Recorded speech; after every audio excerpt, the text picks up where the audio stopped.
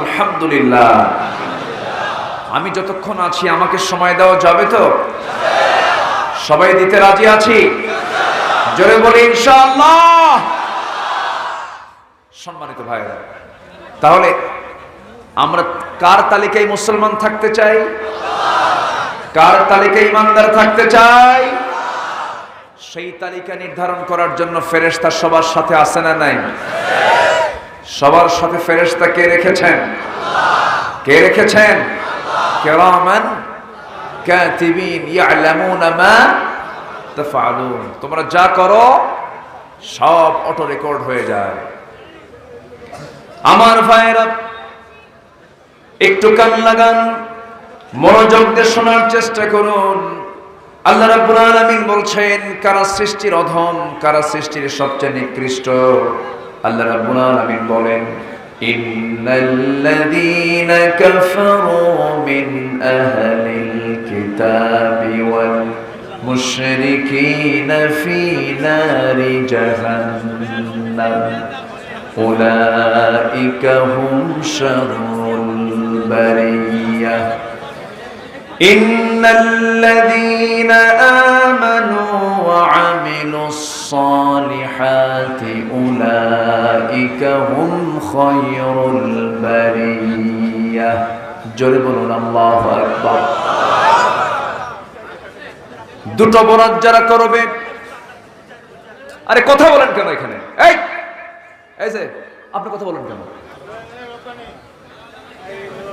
আমরা স্বেচ্ছাসেবক কই, আপনাদের লোক। আল্লাহ রাব্বুল আলামিন কোরআনে কারীমের ভিতরে সূরা বাইনাতের ভিতরে বলছেন, 6 নম্বর আয়াতে বলছেন, দুটো অপরাধ যারা করবে, দুটা ভুল যারা করবে তাদের জন্য পার্মানেন্ট জাহান্নাম, অস্থায়ী জাহান্নাম নয়। জাহান্নামের মধ্যে দুটো ক্লাস থাকবে। কিছু জাহান্নামী জাহান্নাম ভোগ করে জান্নাতে চলে যাবে, আর কিছু জাহান্নামী জাহান্নামে ঢুকবে, কোনোদিন সেখান থেকে আর কখনো বের হতে পারবে না। পার্মানেন্ট জাহান্নাম কারা পাবে? পার্মানেন্ট জাহান্নামটা কার জন্য? আল্লাহ রাব্বুল আলামিন বলছেন দুটা বড় অপরাধ যারা করবে তাদের জন্য কখনো জান্নাত নাই।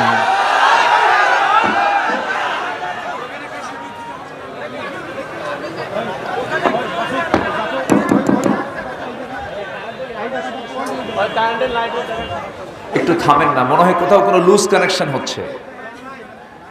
কোথাও কি কোনো লুজ কানেকশন হচ্ছে? সেখানে একজন থাকেন, একজন দাঁড়ান, একজন সেখানে পাহারা দেন। মাহফিলকে নষ্ট করার জন্য ওয়াসওয়াসা আছে না নাই? আসতে বলবেন না, আছে না নাই? ভাববেন না আমরা শত্রু মুক্ত। শত্রু কিন্তু ভালো কাজের পেছনে লেগে থাকে, আছে না নয়?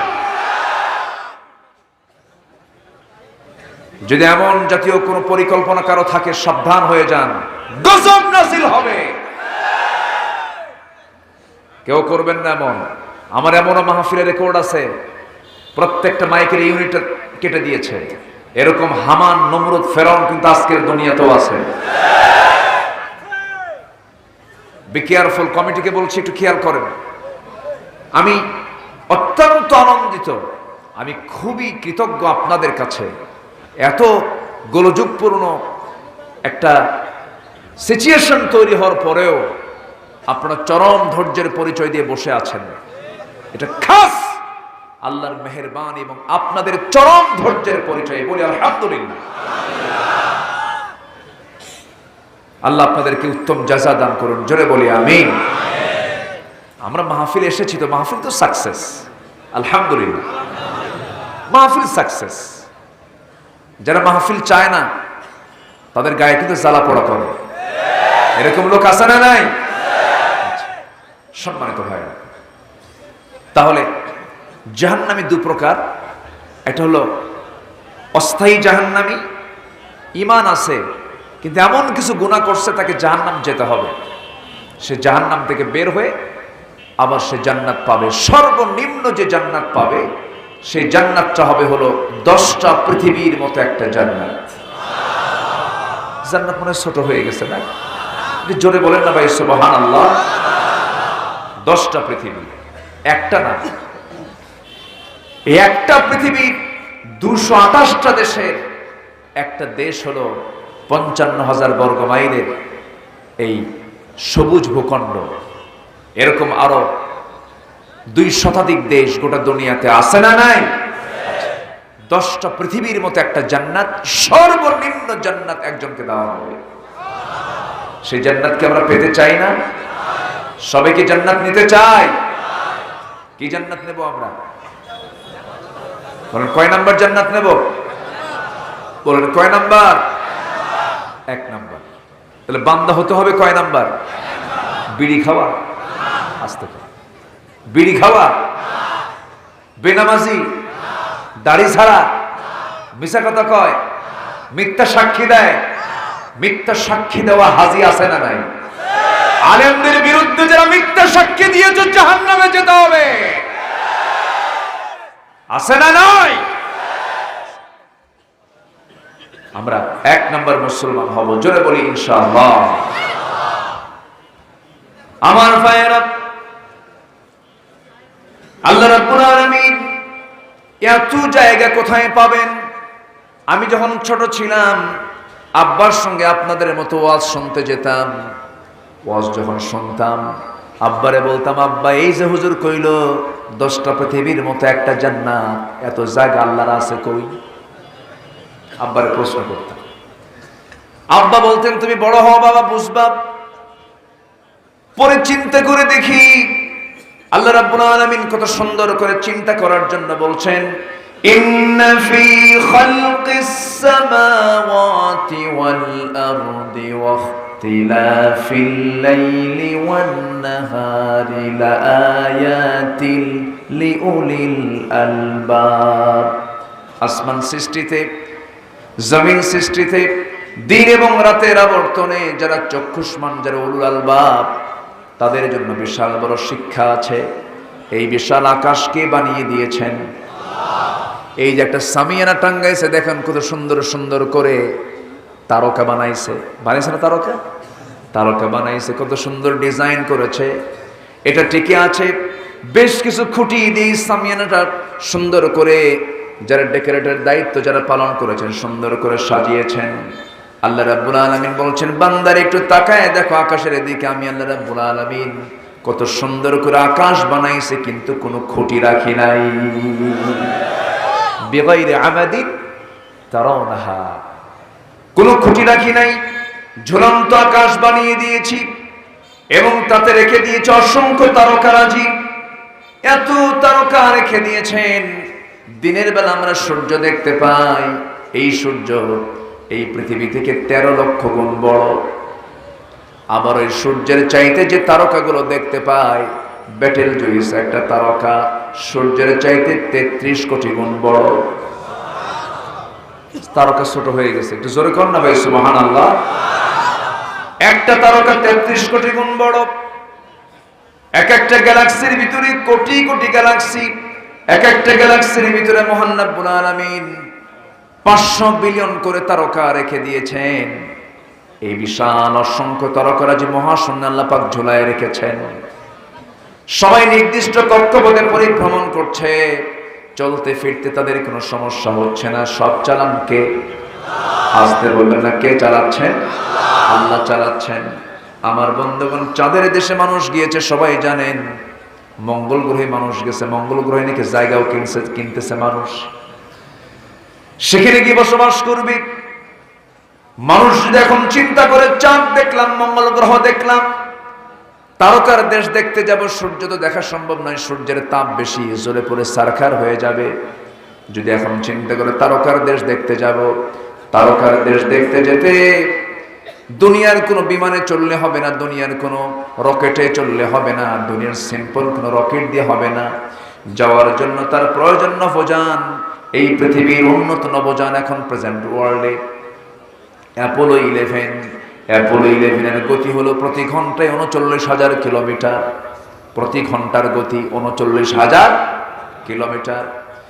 39,000 কিলোমিটার বেগে যদি কেউ নভোযানে চড়ে ওই তারকার দেশ সবচেয়ে নিকটবর্তী তারকা হলো প্রক্সিমা সেন্টারাই, বেটেলজুই, সুপারনোভা, বহু তারকা আছে।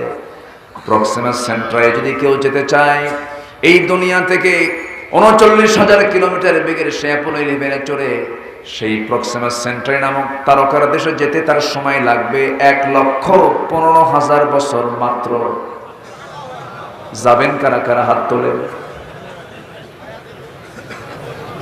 সম্ভব? আসতে বলবেন না সম্ভব।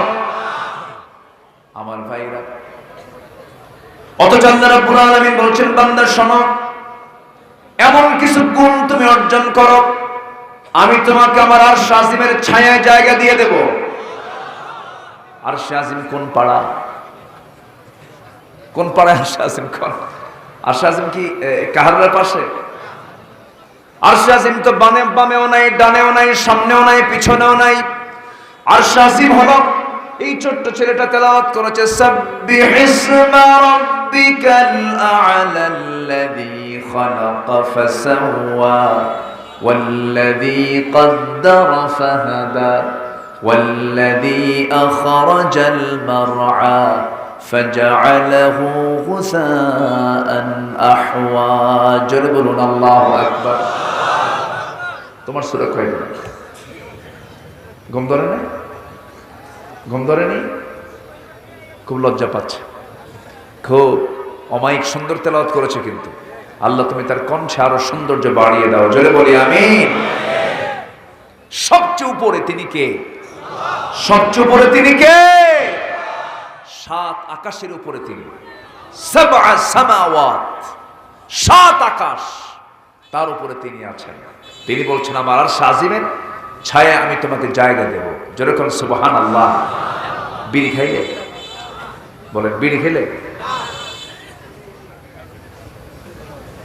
নেশা করলে হবে না, জেনা করলে হবে না, সুদ খেলে হবে না, মিথ্যা সাক্ষী দিলে হবে না, গীবত করলে হবে না, দুনিয়ার বেনামাজিয়াতের নেতৃত্ব মানলে হবে না, দল করতে হবে কার?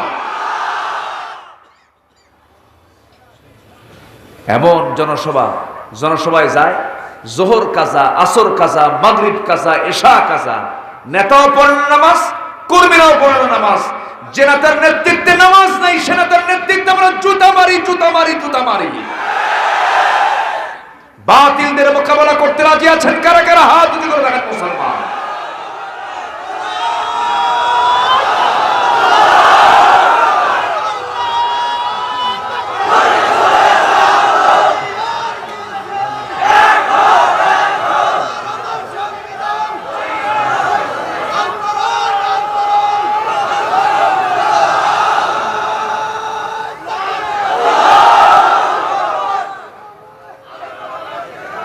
আল্লাহ তুমি সবার হাতকে কবুল করে। জোরে বলি আমিন।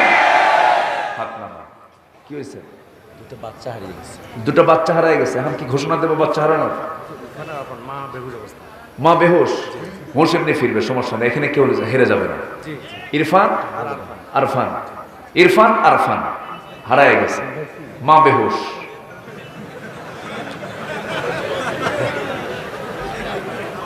এগুলি করেন আপনারা, পেয়ে যাবে ইনশাআল্লাহ। ইনশাআল্লাহ। ইরফান আরফান, ছোট্ট দুটো বাচ্চা হেরে গেছে। অনেক বড় মাহফিল তো, হাজার হাজার মানুষ, লক্ষ লক্ষ। আমি নারী পুরুষ নাকি মহিলা নাকি আরো ডাবল, 3 গুণ হবে না কেন? সবই তো মহিলা। এই বউরে দেখে ভয় পান না আপনারা? দেখছেন কিচ্ছু করে না বউ দেখে। আচ্ছা, বইয়ের কথা শোনো নাকি কন্ত? দেখছেন আগে হাত তুলছে একজন। আচ্ছা, বইয়ের কথা না শুনলে কি সংসার হবে? আমিও তো শুনি ভাই। রাসূল শুনেছেন মুহাম্মদ সাল্লাল্লাহু। শুনতে হবে তো, আপনি শুনেন না? দেখছেন সব কথা তো না, শুনতে হবে তো কিছু করে। উপায় নেই তো। রাজা প্রজার মাঝে ঘোষণা করেছে, যে প্রজা বইয়ের কথা শুনবে তাকে একটা করে ডিম দেওয়া হবে, আর যে প্রজা বইয়ের কথা শুনবে না তাকে একটা করে ঘোড়া দেওয়া হবে। গোটা দেশ থেকে অধিকাংশই বইয়ের কথা শুনে এমন লোকে খুঁজে পাওয়া যাচ্ছে বেশি।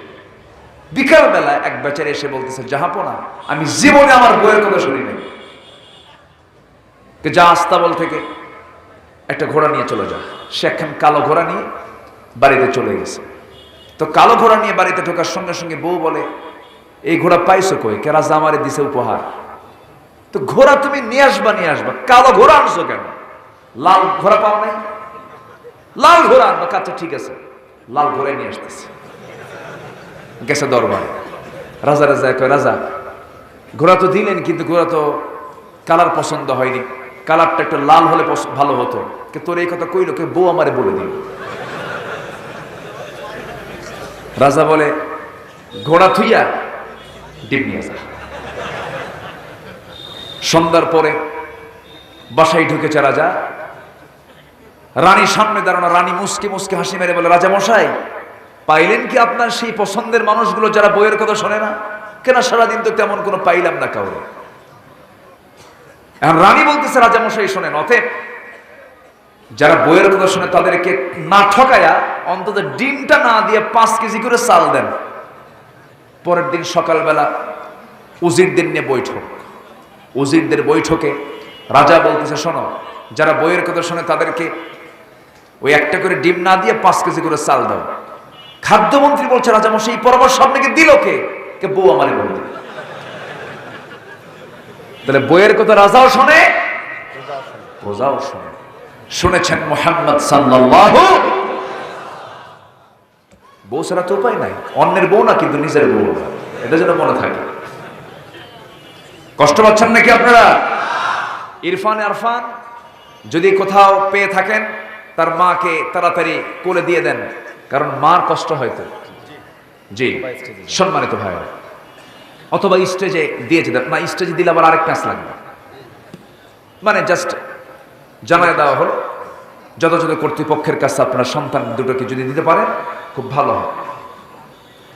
আমরা দোয়া করি আল্লাহ যেন তার মার হৃদয়টাকে প্রশান্ত করে দেন। জোরে বলি আল্লাহুম্মা আমিন। সম্মানিত ভাইরা, তাহলে আমরা স্থায়ী জাহান্নাম চাই না অস্থায়ী জাহান্নাম চাই?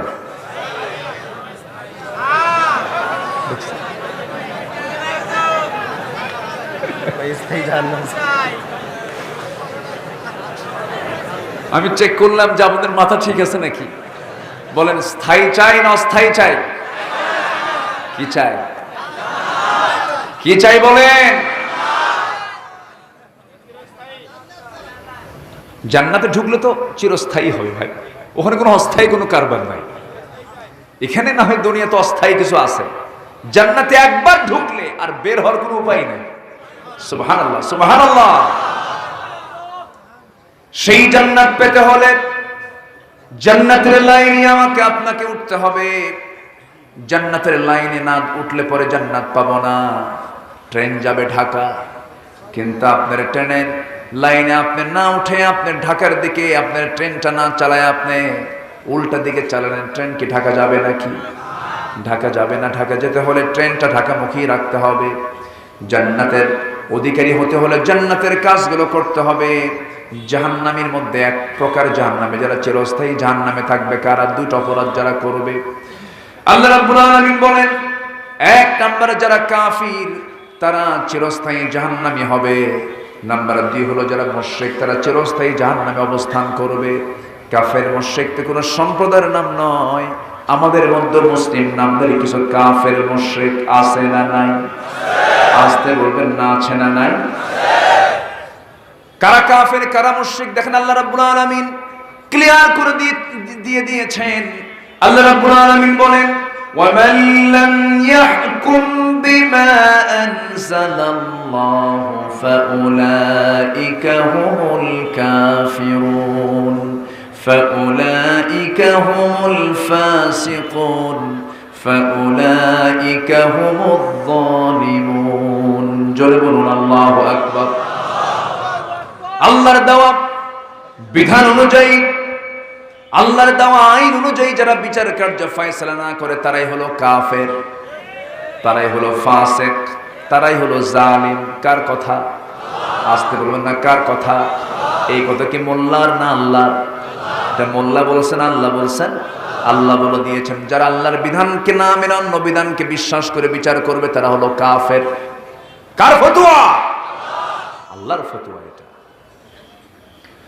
আমার ভাইয়েরা, কুফরি করা যাবে না, শিরকের কাজ করা যাবে না। কোরআন সুন্নাহ যতটুকু পড়েছি, আমার এই ক্ষুদ্র মেধা দিয়ে আমি যতটুকু স্টাডি করেছি, যদি কোনো বান্দা দুনিয়ার জিন্দেগিতে কুফরের মতো কাজ না করে, শিরকের মতো কাজ না করে, আর যদি হক লঙ্ঘিত কোনো গুনাহ না করে যদি বান্দা দুনিয়া থেকে বিদায় নেয়, আল্লাহর কসম করে বলি ওই বান্দার জন্য আল্লাহর 8টা জান্নাত খোলা থেকে যাবে। জোরে বলি সুবহানাল্লাহ। 1 নম্বর কুফরের গুনাহ, নাম্বার 2 হলো শিরকের গুনাহ, নাম্বার 3 হলো হক লঙ্ঘিত গুনাহ। হকের গুনাহ, হক লঙ্ঘিত কোনো গুনাহ মাফ হবে না। আমার ভাইরা, বোনের সম্পত্তি মেরে খাওয়া ভাই তো দিনাজপুরে খুঁজে পাওয়া যাবে না। আসতে বলবেন না, আছে না নাই? হজ করেছেন 3 বার, ট্রিপল হাজি, মাথায় টুপিও আছে, মুখে লম্বা দাড়িও আছে, জুব্বাও পড়েছেন, কিন্তু বাপ মারা গেছে 1 যুগ আগে। বাবার সম্পত্তি বোন পাবে অর্ধেক, ভাই পাবে তার ডাবল পাবে। ভাই পাবে 1 বিঘা, বোন পাবে অর্ধেক বিঘা। ভাই পাবে 2 বিঘা, বোন পাবে 1 বিঘা। এই বিধানটা মোল্লার না আল্লাহর? আসতে বলবেন না, কার বিধান এটা? লিযযাকারি মিসলু হাযযিল উনসাইন। কে বিধান দিয়েছেন? আল্লাহ বিধান দিয়েছেন। এখন আপনি করলেন কি? বোনকে সম্পত্তি বুঝায়া দিলেন না, এতিমের দিকে তাকালেন না।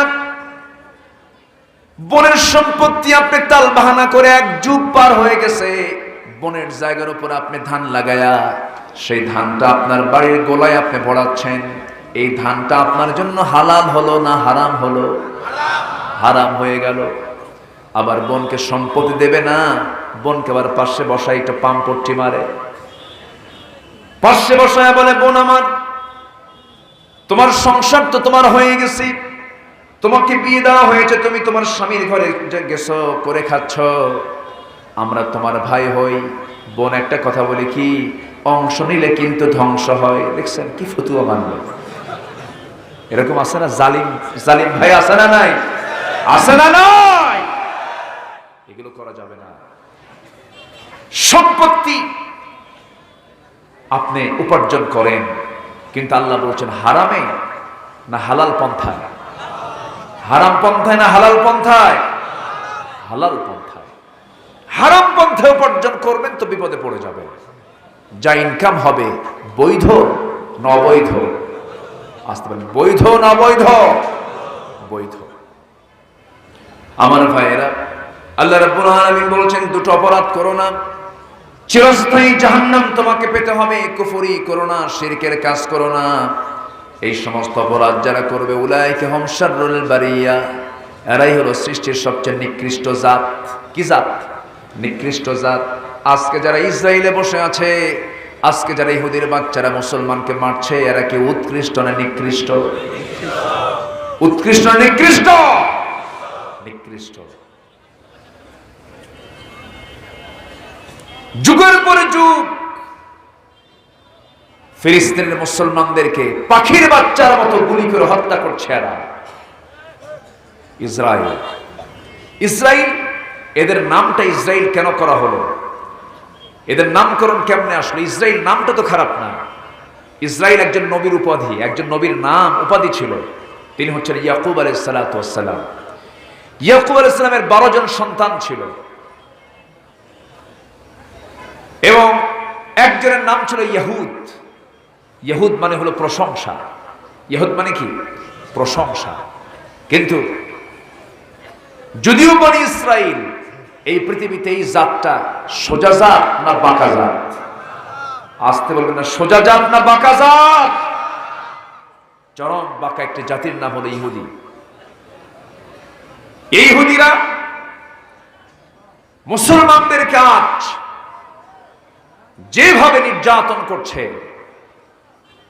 যেভাবে জুলুম করছে, আমার মন বলছে এই ফিলিস্তিন হবে ইহুদিদের কবরস্থান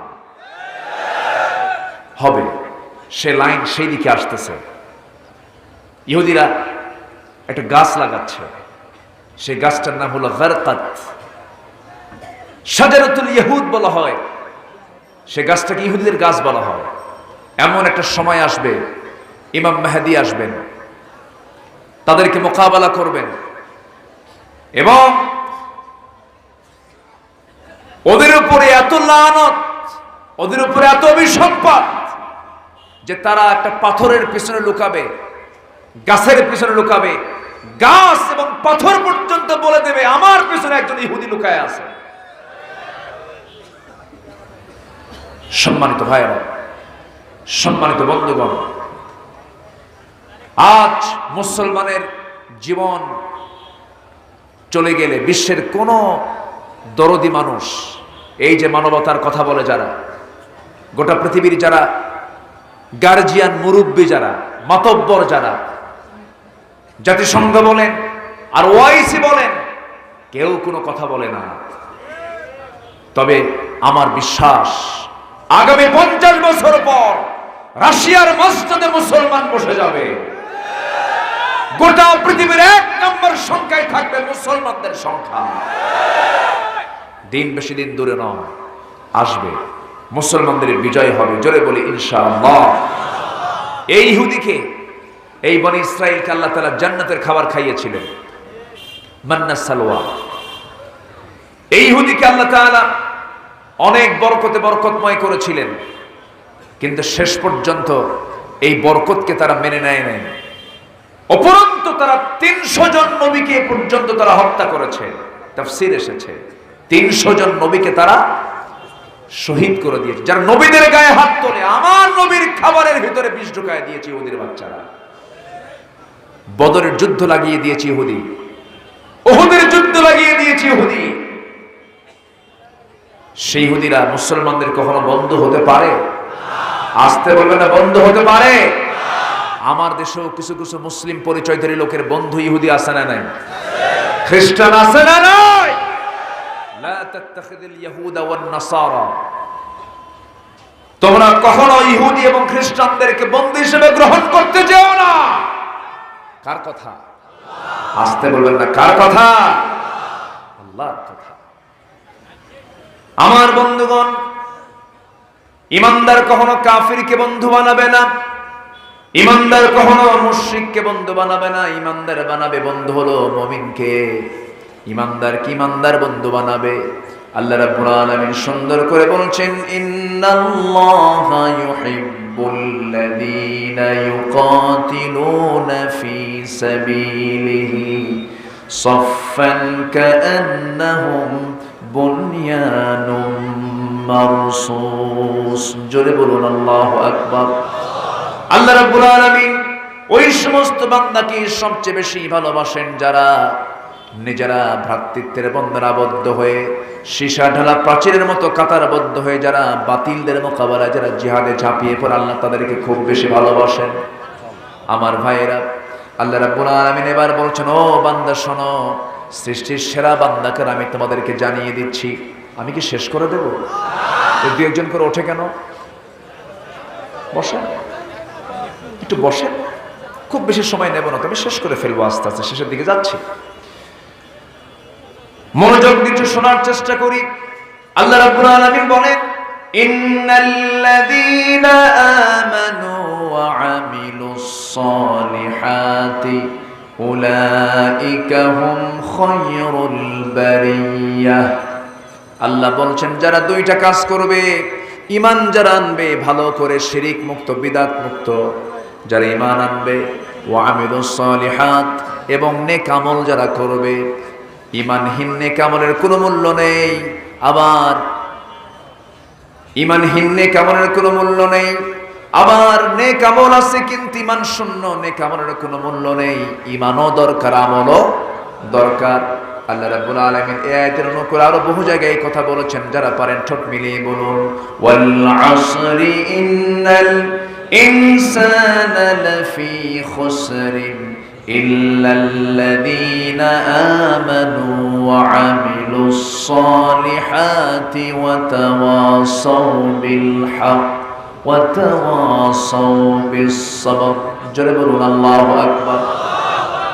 আল্লাহ রাব্বুল আলামিন আরেক জায়গায় বলছেন, ইন্নাল্লাযীনা আমানু ওয়া আমিলুস সালিহাত কানাত লাহুম জান্নাতুল ফিরদাউসি নুজুলা খালিদিনা ফিহা লা ইয়াবগুনা আনহা হিওয়ালা। জোরে বলুন আল্লাহু আকবার। ঈমান যারা আনবে, আমলে সালেহ যারা করবে, আমি আল্লাহ সেই বান্দাকে 1 নম্বর জান্নাত, জান্নাতুল ফিরদাউস দিয়ে দেব। সাহাবায়ে কেরাম যে ঈমান এনেছেন, কি ঈমান তারা এনেছেন দেখেন। এমন ঈমান এনেছেন দিন কায়েমের জন্য, দিনকে মানতে গিয়ে, দিনকে কায়েমের সংগ্রাম করতে গিয়া পরিবার ছেড়েছেন, বাড়ি ছেড়েছেন, ব্যবসা ছেড়েছেন, নিজের জীবন পর্যন্ত উৎসর্গ করে দিয়েছেন, বাতিল শক্তির কাছে মাথা নত করেন নাই। এই মুহূর্তে একজন সাহাবীর কথা মনে হলো আমার। প্রচন্ড শীতকাল, আরবের ভিতরে বছরে 2-1 মাস শীত থাকে। সেই শীতের, প্রচন্ড শীতের ভিতরে কোন এক সাহাবী ইসলাম কবুল করেছেন। বাপ তিনি হারিয়েছেন ছোটবেলায়। চাচার কাছে সংবাদ চলে গেল, চাচা জানতে পেরেছে আমার ভাতিজি ইসলাম কবুল করেছে। ভাতিজাকে ডাক দিয়ে বলতেছে, চাচা শুনলাম ও আমার ভাতিজা তুমি নাকি ইসলাম কবুল করেছো। ভাতিজা বলতেছে, চাচা আপনি শুনবেন কেন, আপনি দেখেন, আশহাদু আল্লা ইলাহা ইল্লাল্লাহু ওয়াহদাহু লা শারীকা লাহু ওয়া আশহাদু আন্না মুহাম্মাদান আবদুহু ওয়া রাসূলুহু। চাচা খেপে গেছে, রেগে গেছে।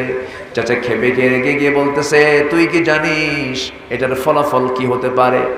চাচা বলেন, কি হবে? আমি তোকে যত সম্পত্তি লিখে দিয়েছিলাম সব সম্পত্তি আমি জোর করে নিয়ে নেব। সঙ্গে সঙ্গে বলছেন, চাচা জোর করতে হবে না, ঈমানের বিনিময়ে আমি সমস্ত সম্পদগুলো আপনাকে দিয়ে দেব, কিন্তু ঈমান আমি কখনো ছাড়তে পারবো না। সঙ্গে সঙ্গে চাচা জোর করে সমস্ত সম্পত্তিগুলো নিয়ে নিল। রাগের ঠেলায় বলতেছে, তোর জামা খোল। জামা শরীর থেকে খুলে দিলেন। এরপর জোর করে বলা হলো, তোর প্যান্টটা খোল, পাজামা খুলে ফেল। জোর করে তাকে পাজামাটাও খুলে ফেলা হলো, উলঙ্গ করে তাকে ঘর থেকে বের করে দেওয়া হলো। সেই সাহাবী মার কাছে এসে কোনো মতে দাঁড়ায় বলছে, মা আমার দিকে তাকায়ও না, দিন এনেছি, ঈমান এনেছি, ইসলাম কবুল করেছি, অপরাধে আমার চাচা আমার লুঙ্গিটা পর্যন্ত খুলে নিয়েছে। মা আমার দিকে একটা ছোট্ট কাপড় দিয়ে দাও, আমি কোনো মতো সতরটা ঢেকে আমি আমার নবীর দরবারে যেতে চাই। মা তার কাছে একটা ছোট্ট একটা চাদর দিয়ে দিল। সেই চাদরটা দিয়ে কোনো মতো সতর ঢেকে নিয়ে খালি শূন্য গায়ে নগ্ন দেহে রওনা দিয়েছেন। আর এই সময় অতিক্রম করে মসজিদে নববীতে চলে গেছেন। নবীর দরজার কাছে গিয়ে কড়াঘাত করছেন, কড়া নাড়ছেন। দরজা খুলে গেল, দেখেন শীতে একটা যুবক থরথর করে কাঁপতেছে, কিচ্ছু বললেন না, ভিতরে গেলেন। আমার নবীর ব্যবহৃত আমার নবীর পড়া 2টা জামা হাতের মধ্যে করে নিয়ে এসে বলছেন, যুবক আগে আমার জুব্বাটা পড়ো। যেরকম সুবহানাল্লাহ। নবীজি নিজের জুব্বাটা দিয়ে দিলেন। এরপরে জুব্বা পরার পরে রাসূল বলছেন, ও যুবক তোমার পরিচয়টা কি বলো? সেই যুবকটা বলছে, ইয়া রাসূলুল্লাহ আমি কালিমা পড়ে মুসলমান হয়ে গেছি, আমি আপনার সাহাবী। তোমার নাম কি? আব্দুল্লাহ। শূন্য গায়ে কেন, কি হয়েছে তোমার? ইসলাম কবুল করেছি, এটাকে অপরাধ মনে করে আমার চাচা সমস্ত সম্পদ থেকে আমাকে মাহরুম করেছে, আমার লুঙ্গি পর্যন্ত খুলে নিয়েছে, দুনিয়ার সব কিছু ছেড়ে দিয়া আমি আপনার দরবারে হাজির হয়েছি। আমার নবীজি দারুণ খুশি হয়ে গেলেন। সঙ্গে সঙ্গে বলছেন, ও আব্দুল্লাহ তোমার কোনো টেনশন নেই, তোমার কোনো চিন্তা নাই। তোমার চাচা তোমাকে বস্ত্রহীন করেছে, আমি তোমাকে বস্ত্র দিলাম, আমার গায়ের জামাটা আমি তোমাকে দিয়ে দিলাম। ও আব্দুল্লাহ তোমার কি চাওয়া পাওয়া কিছু আছে নাকি বলো?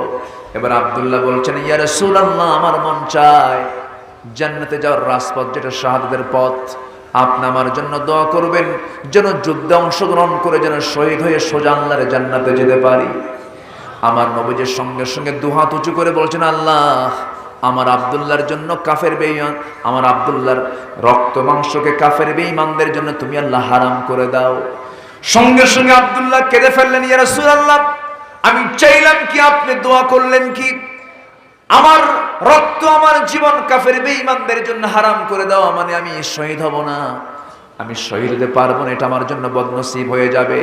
রাসূল বলছেন, আব্দুল্লাহ, তোমার ইসলাম কবুল করতে দারুণ কষ্ট পেতে হয়েছে, আমি তোমার জন্য এমনটা দোয়া করলে তোমার কোনো টেনশন নাই, কারণ তোমার মৃত্যু যদি বিছানাও হয়ে যায় আল্লাহ তোমাকে শহীদের দরজা দিয়ে দিবেন। সুবহানাল্লাহ।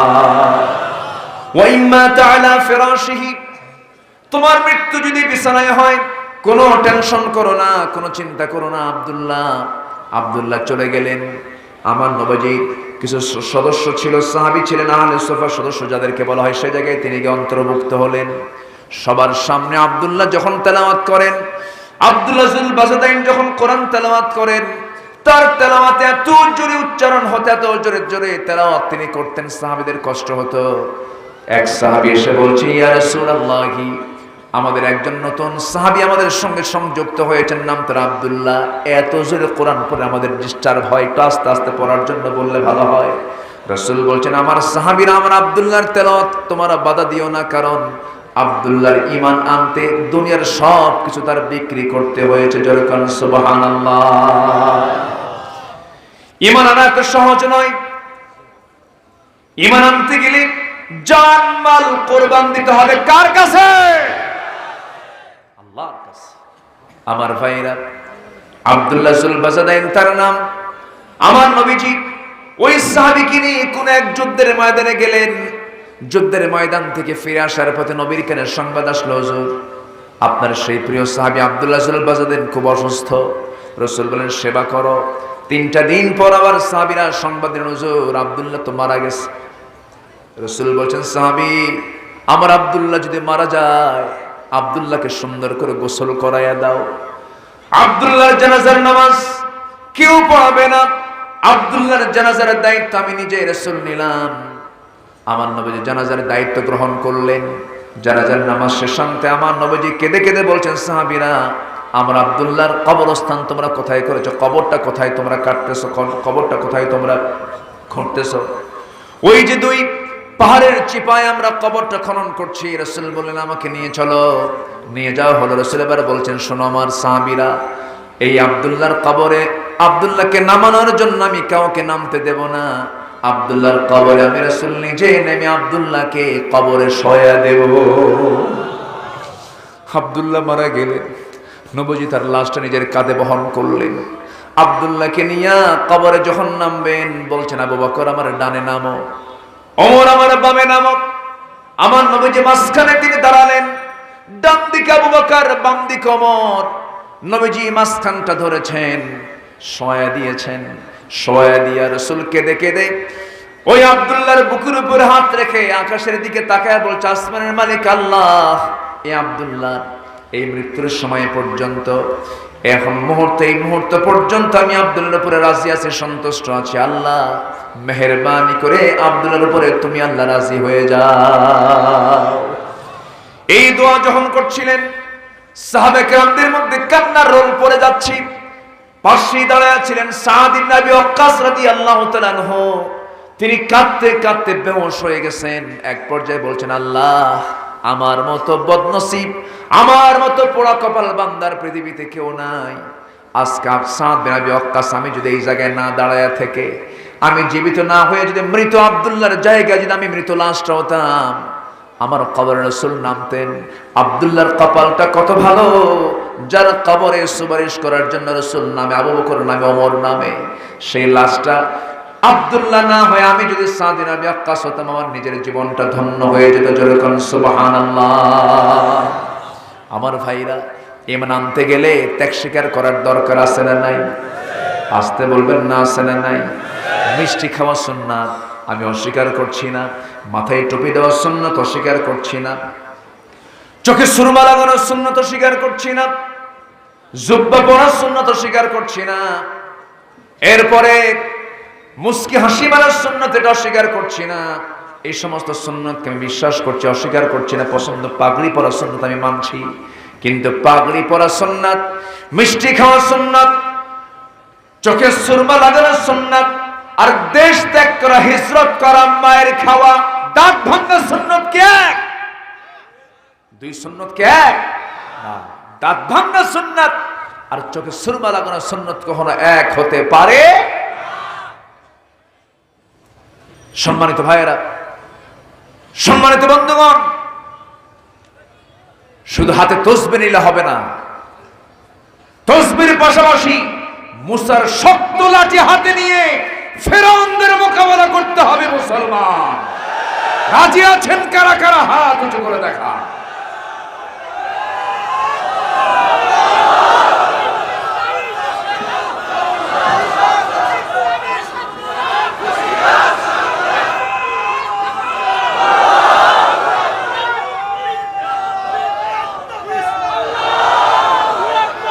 আল্লাহ কবুল করুন, জোরে বলে আমিন।